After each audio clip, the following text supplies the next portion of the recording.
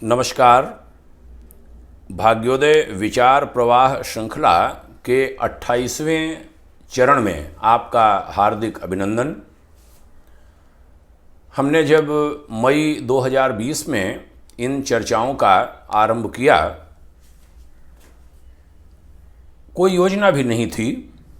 कोई एक वीडियो हमने जारी किया था, उसको सुनकर एक साथी ने ये सुझाव दिया, आग्रह किया कि आप नियमित बोला करें। कोई इच्छा रही होगी प्रभु की, ये क्रम चल पड़ा। 27 चरण पूर्ण हुए। इस बीच जिन्होंने सुना उन्होंने अपनी अपनी राय भी दी, सुझाव दिए। युवाओं के लिए मांग आई, किशोरों के लिए आग्रह आए।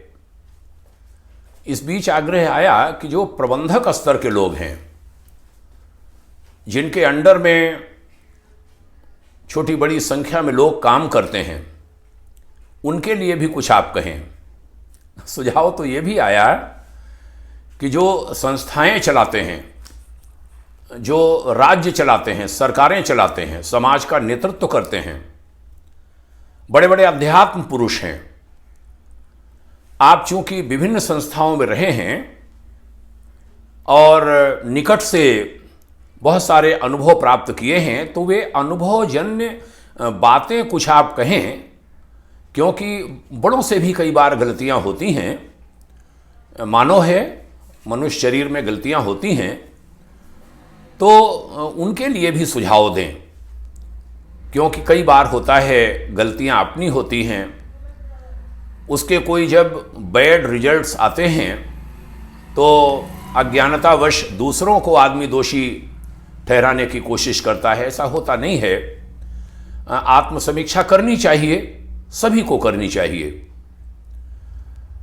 आज मैं प्रबंधक स्तर के लोगों और बड़ी बड़ी संस्थाओं के प्रमुखों, सरकारों में बैठे लोगों के लिए भी कुछ कहूँगा। ये 35+ लगभग 37 बिंदु हैं दोनों के लिए मिलाकर। पहले चर्चा प्रबंधक स्तर के व्यक्तित्वों एवं सहयोगियों के लिए सुझाव। बड़ों को सम्मान और छोटों को स्नेह देने में कोई कोर कसर न रखें। दूसरों का आत्मसम्मान हमारे जैसा ही है, इसका ख्याल रखें। ध्यान रहे, उत्साही सहयोगी को अनुत्साहित करने से बड़ा कोई भी पाप नहीं होता। सहयोगी को आजमाइए जरूर, परंतु आजमाए हुए साथी को बार बार आजमाना, यह बात कतई ठीक नहीं। संवाद की कीमत समझिए, कम्युनिकेशन पर समुचित ध्यान दीजिए। आपके पास जो कोई कॉल्स आती हैं, SMS आते हैं, व्हाट्सएप आते हैं, उनका उत्तर अवश्य दीजिए। आपको कोई पत्र, कोई नोट्स प्राप्त होते हैं, निश्चित रूप से उसका उत्तर देने का वातावरण बनाइए। सम्मुख आए काम और बात का यथाशीघ्र निस्तारण कीजिए, पेंडिंग मत रखिए। जो आपके निकटस्थ हैं उनमें काम बांटिए। कार्य लंबित रखने की आदत का बिल्कुल परित्याग कर दीजिए। वरिष्ठों से मिले कामों को संपन्न करके उन्हें सूचित अवश्य कीजिए। विषयवार फाइलों का रखरखाव कीजिए, सूचीबद्ध करके उनकी निज स्तर पर जानकारी भी रखिए। अति महत्व के पेपर्स क्रमवार सुरक्षित रखिए, यह आपका स्वभाव बन जाए। वर्ष में 2-4 बार अपने सभी रिकॉर्ड्स पर निगाह अवश्य डालिए। प्रत्येक यात्रा के पहले गंतव्य और मंतव्य की सारी जानकारी रखिए। यात्रा संबंधी सारी सूचीबद्ध जरूरतों के अलावा सभी संपर्क नंबर्स भी रखिए। प्रस्थान स्थल और गंतव्य स्थल के बीच के समस्त कम्युनिकेशंस को बनाए रखिए। लेखन और वक्तृता, लिखने और बोलने में प्रभावशाली बनिए। सुनना ज़्यादा, बोलना कम। सामने के व्यक्ति की बात पूरी होने पर ही बोलिए। एक विषय पूरा होने पर ही दूसरे विषय की शुरुआत कीजिए। कार्यस्थल को एक परिवार मानिए और वहां काम करने वाले लोगों को पारिवारिक सदस्यों की तरह मानिए और उनके हितों का ध्यान रखिए। ये बातें तो हैं प्रबंधक स्तर के व्यक्तियों के लिए। अब मैं संस्था प्रमुख स्तर के बड़े लोगों, सरकार में बैठे व्यक्तियों, चाहे वह देश के प्रधानमंत्री हों, राज्यों के मुख्यमंत्री हों, केंद्र और राज्यों के मिनिस्टर्स हों, या किन्हीं संस्थाओं के प्रमुख हों, आध्यात्मिक संस्थाओं के प्रमुख हों, बड़े संगठनों के मुखिया हों, सबके लिए आगे जो बात कहने जा रहा हूं वे बड़ी उपयोगी हैं। पहली, सही और सच्चा नेतृत्व देना श्रेष्ठ पिता बनकर के ही संभव है। आप सबको स्नेह दीजिए। ध्यान रहे, बच्चा भी आपसे बढ़िया राय दे सकता है। आपका जूनियर भी बड़ी महत्वपूर्ण राय दे सकता है। सबकी राय को महत्व दीजिए। सुनिए, आप अपने हिसाब से उस पर चिंतन कीजिए, लेकिन सुनिए अवश्य। प्रतिभाओं की तलाश और तराश सबसे बड़ा कार्य है। यह सबसे महान पुरुषार्थ है।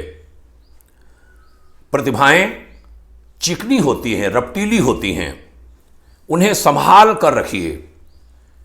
प्रतिभाओं को, विभूतिवानों को संभाल कर रखना एक बहुत बड़ा काम होता है। ध्यान रहे, श्रेष्ठता और उत्कृष्टता की पीठ थपथपाना सबसे बड़ी बहादुरी का काम होता है। किसी ने अच्छा किया, उत्तम किया, एक्सीलेंट किया, उसकी पीठ जरूर थपथपाइए।